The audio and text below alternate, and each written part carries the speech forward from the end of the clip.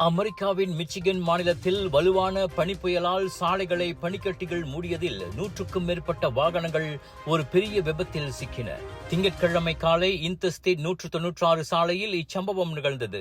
மோசமான பனிப்பொழிவால் பார்வை தெளிவில்லாமல் போய் 100க்கும் மேற்பட்ட கார்கள், லாரிகள், ட்ரக் வாகனங்கள் ஒன்றோடு ஒன்று மோதிக்கொண்டன. இதையடுத்து இருவழி பாதைகளும் போக்குவரத்துக்கு மூடப்பட்டன.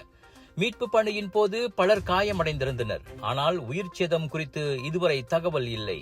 வாகனங்களில் சிக்கிக் கொண்டவர்கள் சாலையில் பனிக்கட்டிகள் அப்புறப்படுத்தப்படும் வரை அருகிலுள்ள பள்ளிக்கூடத்திற்கு மாற்றப்பட்டனர்.